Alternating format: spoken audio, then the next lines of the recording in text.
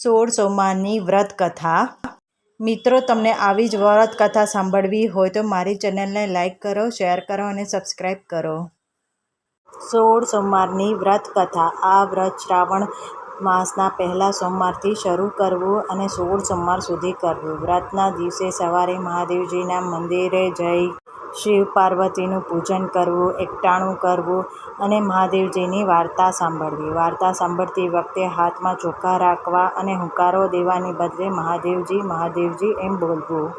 એકવાર શંકર અને પાર્વતી પોતાના મંદિરમાં બેઠા છે અને બેઠા બેઠા સોગઠબાજી રમત રમે છે, પરંતુ એમની રમતમાં કોણ હાર્યું અને કોણ જીત્યું એનો ન્યાય કોણ કરે તેનો વિચાર તેઓ કરતા હતા. એટલામાં આ મંદિરમાં પૂજારી તપોધન બ્રાહ્મણ ત્યાં આવી ચડ્યો. એટલે શંકર પાર્વતીએ તેમને પોતાની પાસે બેસવાનું કહ્યું અને રમતનો ન્યાય આપવાનું જણાવ્યું. શંકર પાર્વતીએ રમત શરૂ કરી અને તપોધન બ્રાહ્મણ તેમની પાસે ઊભો રહ્યો. એક બાજી પૂરી થઈ તેમાં ભગવાન શંકર જીતી ગયા. તેમણે બ્રાહ્મણને પૂછ્યું, કોણ હાર્યું, કોણ જીત્યું? પ્રભુ, આપ જીત્યા અને માતાજી હાર્યા, બ્રાહ્મણે જવાબ આપ્યો. બીજી બાજુ શરૂ થઈ. તેમાં પાર્વતીજી જીત્યા અને તેમણે બ્રાહ્મણને પૂછ્યું, કોણ હાર્યું, કોણ જીત્યું? પ્રભુ, આપ જીત્યા અને માતાજી હાર્યા. ત્રીજી બાજુ શરૂ થઈ. તેમાં પણ પાર્વતી જીત્યા અને તેમણે બ્રાહ્મણને પૂછ્યું, હે બ્રાહ્મણ, બોલ, કોણ હાર્યું, કોણ જીત્યું? પ્રભુ, આપ જીત્યા અને માતાજી હાર્યા. આ તપોધન બ્રાહ્મણને 2 વાર જૂઠું બોલ્યા, કારણ કે તેને તો મહાદેવજીને રાજી કરવા હતા. આથી પાર્વતીજી ક્રોધે ભરાયા અને બ્રાહ્મણને શાપ આપ્યો.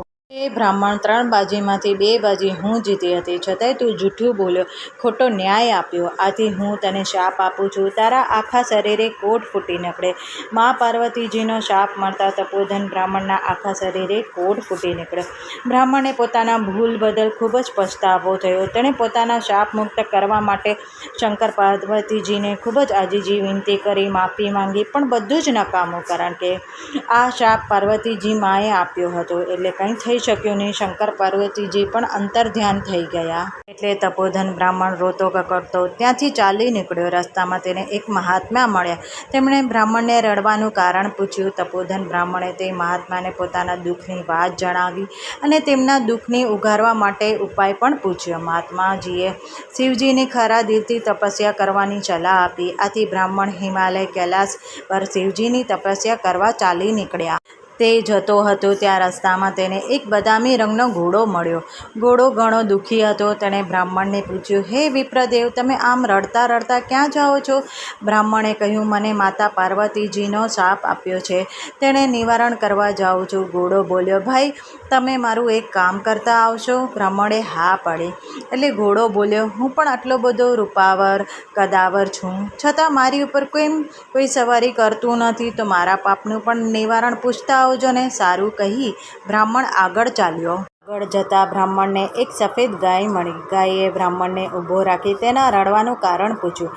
બ્રાહ્મણે ગાયને પોતાના દુઃખની વાત કરી. એટલે ગાય પણ બોલી, ભાઈ, હું પણ ઘણી દુઃખી છું. મારા આંચળ દૂધથી ફાટફાટ થાય છે, મને કોઈ ધોતું નથી, મારા વાછરડા મને ધાવતા નથી, માટે મારા પાપનું પણ નિવારણ પૂછતા આવજો ને. સારું કહી બ્રાહ્મણ આગળ ચાલ્યો. થોડેક દૂર ગયો કે ત્યાં રસ્તામાં એક ઘટાદાર આંબાનું ઝાડ જોયું. તે આંબા ઉપર કેરીના લુમખે બાજેલા હતા. બ્રાહ્મણે તે આંબાના ઝાડ નીચે થાક ખાવા બેઠો. ત્યાં આંબાને વાચા થઈ. તેમણે બ્રાહ્મણને કહ્યું, ભાઈ, તું ખૂબ જ દુઃખી લાગે છે. ત્યારે બ્રાહ્મણે તેને આંબાને પોતાના દુઃખની વાત કહી. બ્રાહ્મણની વાત સાંભળી આંબો પણ બોલ્યો, ભાઈ, હું પણ ખૂબ જ દુઃખી છું. મારા ઝાડ ઉપર સરસ મજાની કેરીઓ આવે છે, પણ મારા ફળને કોઈ ચાખતું નથી, અને જો કોઈ ચાખે તો તરત જ મૃત્યુ પામે છે.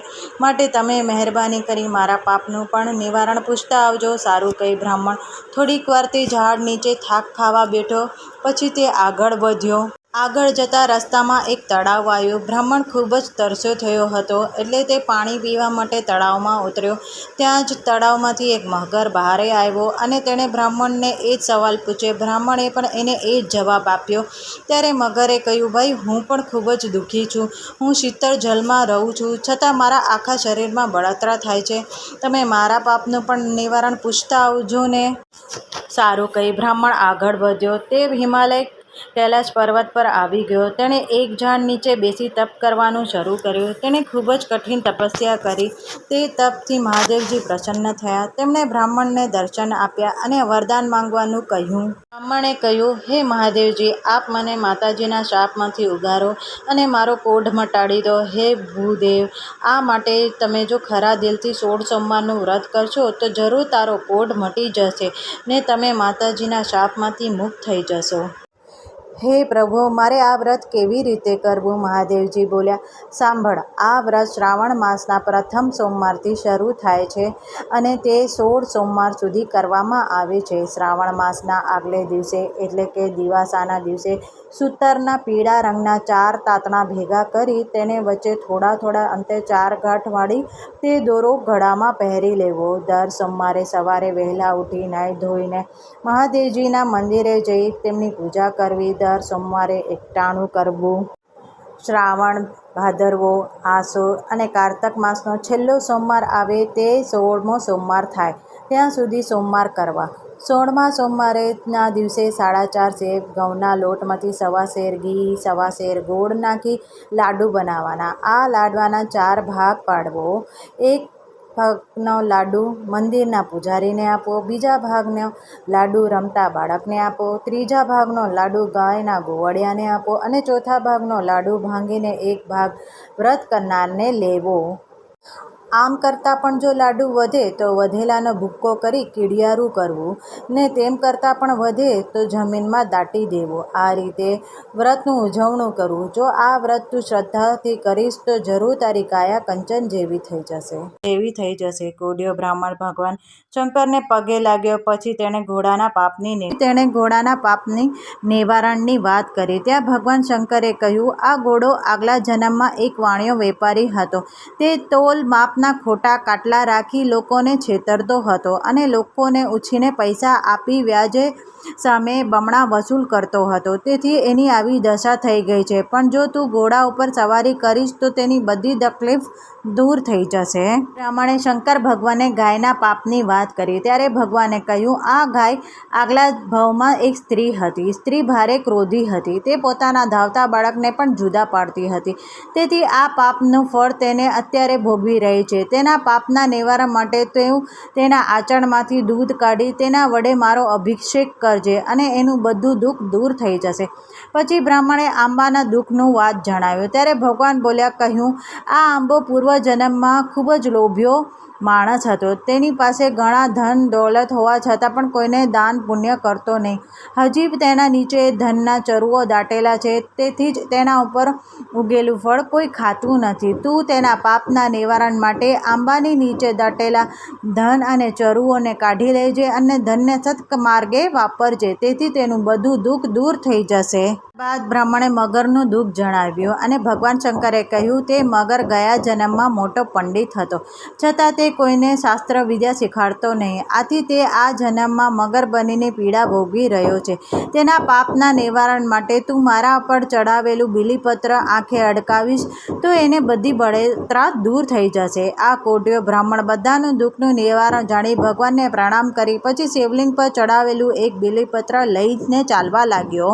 ચાલતો પેલા તળાવ પાસે આવ્યો. તળાવને કિનારે પેલો મગર બ્રાહ્મણની રાહ જોઈને બેઠો હતો. બ્રાહ્મણે તેના ગયા જન્મની વાત કરી અને પછી મહાદેવજીએ ચડાવેલું બીલીપત્ર મગરની આંખે અડાવ્યું કે તરત જ તે મગરની શરીરની બળતરા ઓછી થઈ ગઈ. મગરે બ્રાહ્મણનો ખૂબ આભાર માન્યો. ત્યાંથી બ્રાહ્મણ આગળ વધ્યો. તે રસ્તામાં આવેલા આંબાના ઝાડ પાસે આવીને ઊભો રહ્યો. તેણે આંબાને મહાદેવજીની કહેલી વાત સંભળાવી. પછી કોદાળી લઈ આંબાના ઝાડ નીચે ચરુ ખોદી કાઢ્યો અને ધનને સત્માર્ગે વાપરવાનો સંકલ્પ કર્યો. આંબાના ઝાડ પરથી એક કેરી તોડી ખાધી અને અમૃતનો ઓડકારો આવ્યો. બ્રાહ્મણ આગળ વધ્યો. રસ્તામાં પેલી ગાય તેની રાહ જોઈ બેઠી હતી. બ્રાહ્મણે ગાયની મહાદેવજીની કહેલી વાત કહીને સંભળાવી. પછી તે ગાયને ધોઈ તેનું દૂધ એક વાસણમાં ભેગું કર્યું અને મહાદેવજીનું નામ લઈ એક શિલા ઉપર અભિષેક કર્યો કે તરત જ ગાયની બધી પીડા દૂર થઈ ગઈ. તેના વાછડા રમતા રમતા આવી ગયા અને ધાવા લાગ્યા અને ગાયે પણ બ્રાહ્મણનો આભાર માન્યો. ત્યાંથી બ્રાહ્મણ આગળ વધ્યો. રસ્તામાં તેને પેલી બદામી રંગનો ઘોડો મળ્યો. તે પણ બ્રાહ્મણની રાહ જોઈને ઊભો હતો. બ્રાહ્મણે તેને પણ મહાદેવજીની કહેલી વાત કરીને સંભળાવી. પછી તે બ્રાહ્મણ ઘોડા પર સવારી કરીને કહ્યું કે હવે તારા પાપનું નિવારણ થઈ ગયું છે. ત્યાંથી બ્રાહ્મણ પોતાની ઝૂંપડીએ આવ્યો અને ત્યાં શ્રાવણ માસ બેસી ગયો હતો એટલે બ્રાહ્મણે 16 સોમવારનું વ્રત કર્યું. તેણે ખૂબ જ શ્રદ્ધાપૂર્વક આ વ્રત કર્યું. જોત જતામાં 4 મહિના પૂરા થઈ ગયા. કારતક મહિનાનો છેલ્લો સોમવાર આવ્યો ત્યારે બ્રાહ્મણે વ્રતનું ઉજવણું કર્યું. જી બ્રાહ્મણની ભક્તિથી પ્રસન્ન થયા. તેમણે બ્રાહ્મણની કાયા પહેલાં જેવી કંચન જેવી કરી દીધી. બ્રાહ્મણનો કોઢ સંપૂર્ણપણે મટી ગયો. પાર્વતીજીના શાપમાંથી મુક્ત થઈ બ્રાહ્મણ ખૂબ જ ખુશ થઈ ગયો હતો. તેને આનંદથી રહેવા લાગ્યો. એવામાં તો ગામમાં રાજાની કુંવરીનો સ્વયંવર રચાયો. ગામે પાદરે વિશાળ મંડપ બાંધવામાં આવ્યો. દેશાવરના રાજકુંવરો તેમના આમંત્રિત કરવામાં આવ્યા. આ વાતની જાણ આખા ગામમાં ફેલાઈ ગયું. આખું ગામ રાજાની કુંવરીનો સ્વયંવર જોવા ઉમટ્યું. તપોધન બ્રાહ્મણને પણ આ વાતની જાણ થઈ. તે પણ રાજાની કુંવરીનો સ્વયંવર જોવા ઉમટી પડ્યો. તે ગામને પાદરે પહોંચ્યો કે ત્યાં તો વિશાળ મંડપ બાંધેલો જોયો. તેના સુંદર રીતે શણગારવામાં આવ્યો હતો. તે મંડપમાં દેશ દેશાવરના રાજકુંવરો અલંકાર વસ્ત્રો સજીને બેઠા હતા. તપોધન બ્રાહ્મણ મંડપના એક ખૂણામાં જઈને ઊભો હતો અને થોડીક વારમાં એક શણગારેલી હાથણી વરમાળા લઈ મંડપમાં આવી. તે બધા રાજકુંવરો પાસેથી ફરતી એ બ્રાહ્મણ પાસે આવી અને તેણે વરમાળા તપોધન બ્રાહ્મણના ગળામાં પહેરાવી દીધી. આ જોઈ આખા મંડપમાં કોલાહલ મચી ગયો. રાજા બોલ્યા, હાથણી ભૂલે છે અને ચૂપ કરે છે. રાજાએ તરત જ બ્રાહ્મણને મંડપની બહાર કાઢી મૂક્યો. પછી તેણે ફરીવાર માળા પકડાવી સ્વયંવરમાં ફેરવી. હાથણી ફરી માળા લઈ ફરતી મંડપની બહાર કાઢી મૂકેલા બ્રાહ્મણ પાસે ગઈ અને તેના ગળામાં વરમાળા પહેરવી નાખી. આખી રાજસભા બોલી ઉઠી. ભગવાને ધાર્યું હોય તે થાય. રાજાએ પોતાની કુંવરીના લગ્ન તે બ્રાહ્મણ સાથે કરી આપ્યા. રાજાએ પહેરણામીમાં સોનું, રૂપું, હીરા, માણેક, મોતીના દાગીના, રેશમી, જરી, પોશાક, હાથી, ઘોડા આપ્યા. તેને પોતાની પત્ની બનાવી પોતાને ઘેર લઈ આવ્યા. બ્રાહ્મણની માં પોતાના દીકરા સાથે વહુ જોઈ રાજી થઈ ગઈ. તે પોતાને જરાના દાણા લઈ વધાવવા લાગી. જરાના દાણા પણ મોતી થઈ ગયા. આ બધું મહાદેવજીની કૃપાનું ફળ અને તેના વ્રતનો પ્રભાવ હતો. રાજાએ પોતાની દીકરી અને જમાઈ બ્રાહ્મણને રહેવા માટે એક મોટો મહેલ આપ્યો. તપોધન બ્રાહ્મણ, તે પત્ની અને માતા ત્રણે આનંદથી મહેલમાં રહેવા લાગ્યા. થોડા દિવસ બાદ રાજા મરણ પામ્યો. આ રાજાને માળકમાં માત્ર રાજકુંવરી જ હતી. તેથી આ બ્રાહ્મણ રાજા બન્યો અને તેની પત્ની રાણી બની. બ્રાહ્મણે વિચાર્યું, આ બધા સુખના દિવસો મહાદેવજીના કૃપાથી આવ્યો છે. એટલે તેણે ફરી 16 સોમવારનું વ્રત કરવાનો સંકલ્પ લીધો અને શ્રાવણ માસ આવતા તે 16 સોમવારનું વ્રત કર્યું. કારતક માસ પૂરો થતાં 16 સોમવાર આવી પહોંચ્યા અને 16 સોમવારની વ્રતનું ઉજવણું કરવાનું હતું. તેથી બ્રાહ્મણ રાજાએ તેની પત્નીને 16 સોમવારની વ્રતની ઉજવણી કેવી રીતે કરવી તે સઘળી હકીકત જણાવી. રાણીએ વિચાર્યું કે મારા પતિદેવ આવા સુખાભટ કોઠા જેવા લાડુ કંઈ ખવાતા હશે. તેણે તો 32 જાતના પકવાન અને બીજી ઘણી વાનગીઓ બનાવી. રાજા જમવા બેઠા. તેમણે થાળીમાં રસોઈ જોઈ રાણી ઉપર ગુસ્સે થઈ ગયા. તેમને ખૂબ જ દુઃખ થયું. તે ભગવાનની માફી માંગવા માંડ્યા. તેણે રસોઈમાં ભરેલી થાળી આગળ શંકર ભગવાનની સ્તુતિ કરીને વ્રત પૂરું કર્યું અને થાળીમાંથી અન્ય દેવને પગે લાગી ઊભા થઈ ગયા. તેમણે અનાજના 4 દાણા લઈ ચારે દિશામાં નાખ્યા અને ભૂખ્યા પેટે સૂઈ ગયા. તે જ રીતે દેવજીના રાજાના સપનામાં આવ્યા અને કહેવા લાગ્યા, હે રાજન, જાગે છે કે ઊંઘે છે? રાજા બોલ્યા, જાગું છું ભગવાન. મહાદેવજી બોલ્યા, તારી રાણીએ તારા વ્રતનું ભંગ પાડ્યું છે, માટે તું એને દેશવટો આપી દે.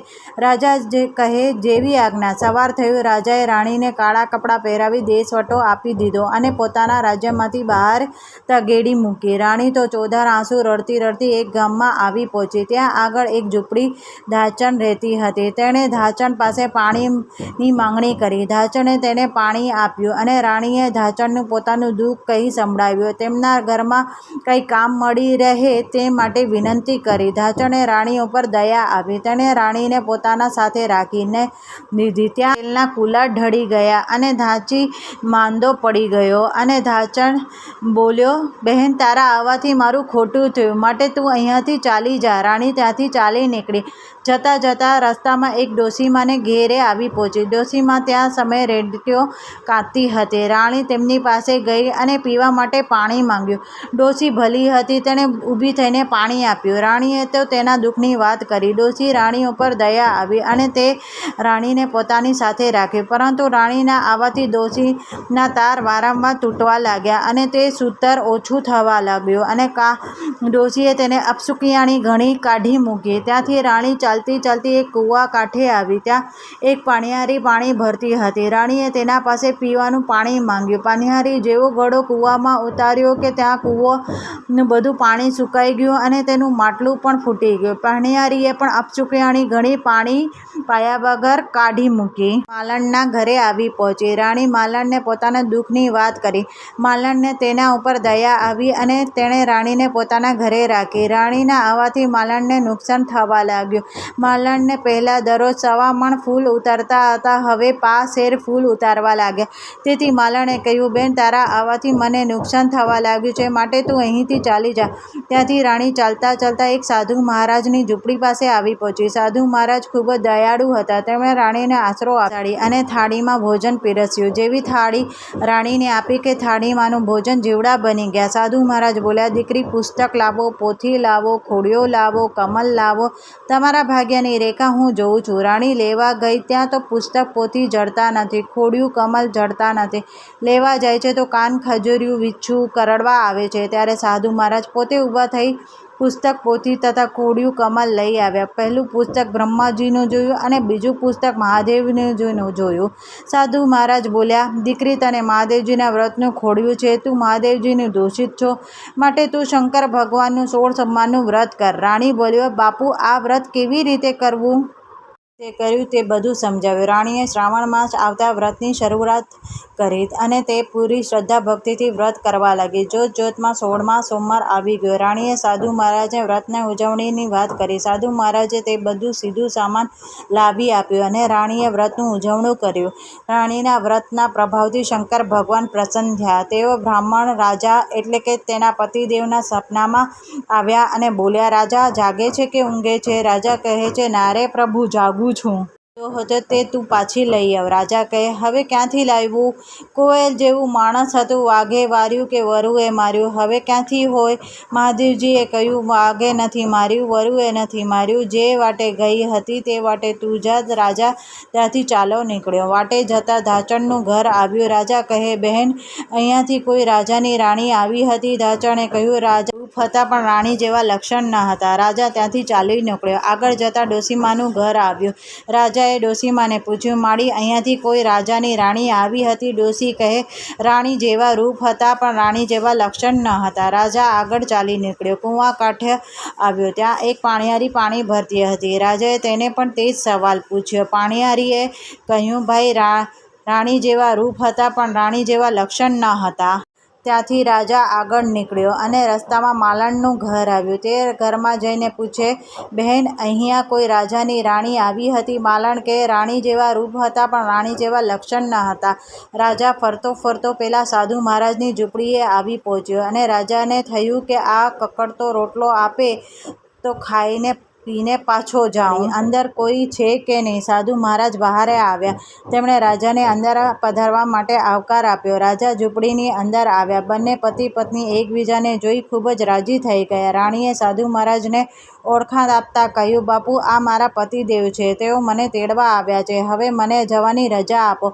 સાધુ મહારાજે કહ્યું, દીકરીએ સાસરીએ શોભે ને હાથી રજવાડે શોભે. રાણીએ કહ્યું, બાપુ, તમે દુઃખ પડે તો હું શી રીતે જાણું? સાધુ મહારાજે ફૂલનો દડો આપ્યો, ઘીનો દીવો આપ્યો અને કહ્યું, દીકરી, જો દીવો ઠરી જાય ને ફૂલનો દડો કરમાઈ જાય તો જાણજે તારા બાપ ઉપર દુઃખ પડ્યું છે. રાણી રાજા અડધી વાટે ગયા ત્યાં તો ઘીનો દીવો ઠરી ગયો અને ફૂલનો દડો કરમાઈ ગયો. રાણી કહે, રાજા, વેલ પાછી વાળો, મારા પિતાને દુઃખ આવ્યું છે. રાજાની વેલ પાછી વળી. ઝૂંપડીમાં આવીને જોવે છે તો સાધુ મહારાજ માથું બાંધીને સૂઈ રહ્યા છે. રાણીએ પૂછ્યું, બાપુ, તમને શું થયું? કાંઈ નથી થયું, હું તો તારું પારખું જોતો હતો. સાધુ મહારાજે બીજી વાર દીકરીને 1.25 લાખનો ગૌરવ અને 1 અમી કૂપો આપીને કહ્યું, દીકરી, જ્યાં બાળતા આવ્યા ત્યાં ઠારતા જજો. ત્યાંથી રાજા રાણી તે માલણને ઘેર આવી પહોંચ્યા. માલણને પાછા 1.25 મણ ફૂલ ઉતારવા માંડ્યા એટલે માલણ બોલી, બહેન, 1 ઘડી બેસતી હોય તો 2 ઘડી બેસ, તારે આવે મારે સારું થયું. ત્યાંથી રાજા રાણી કૂવા કાંઠે આવ્યા. રાણીએ દોરડા સાથે બાંધેલો ઘડો કૂવામાં નાખ્યો ને કૂવો પાણીથી ભરાઈ ગયો. ત્યાંથી રાજા રાણી ડોસીમાને ઘેરે આવ્યા હતા, પણ તેમના તાર વારંવાર તૂટી જતા હતા.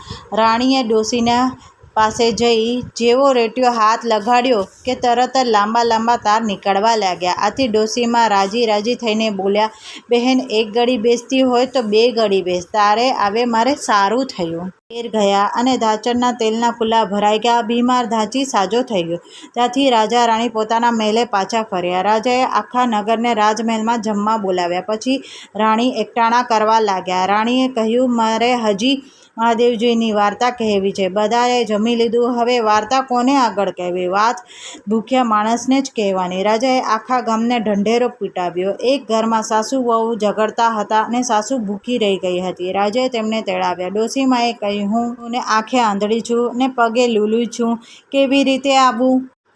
રાજાએ તેના માટે એક વેલ મોકલાવી અને તેને મહેલે તેડાવ્યા. પછી રાજાએ કહ્યું, ડોસીમા, તમે સાંભળો તોય મહાદેવજી અને ન સાંભળો તોય મહાદેવજી કહેજો. રાણીએ વાત કહેવા માંડી. ડોસીમા સાંભળતા ન હતા તોય મહાદેવજી મહાદેવજી બોલ્યા. મહાદેવજીની વાર્તા પૂરી થઈ ગઈ. તે તરત જ ડોસીમાના બધા અંગે અંગ સરખા થઈ ગયા. તે કાને સાંભળતા થઈ ગયા, આંખે દેખાતા થઈ ગયા અને પગે ચાલતા થઈ ગયા.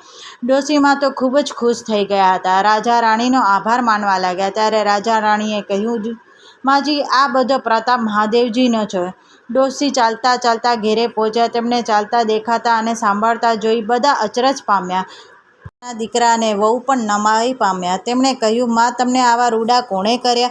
માં કહ્યું, મને મહાદેવજીના વ્રત સાંભળવાના આવા ફળ મળ્યા છે તો આ વ્રત કરનારને કેવા ફળ મળશે? પછી ડોસીમાએ તેના દીકરા વહુને પણ આ વ્રત કરવાનું જણાવ્યું. આ વ્રતના પ્રભાવથી જાણી આખા ગામના લોકો ભગવાન શંકરના 16 સોમવારનું વ્રત કરવા લાગ્યા. ભગવાને દરેકની મનોકામના પૂર્ણ કરી. સમય જતાં રાણીએ પણ એક સુંદર રાજકુંવરને જન્મ આપ્યો. આ કુંવર યુવાન થયો અને બ્રાહ્મણ રાજા રાણી ઘરડા થયા. એટલે રાજા રાણી પોતાના રાજકુંવરને ગાદી સોંપી બંને જણા મહાદેવજીની ભક્તિ કરવા લાગ્યા. રાજકુંવર પણ માતા પિતાની માફક 16 સોમવારનું વ્રત કરવા લાગ્યો. હે મહાદેવજી, તમે જેવા રાજા રાણીને ફળ્યા, આવા વ્રત કરનારને સૌને ફળજો. હર હર મહાદેવ.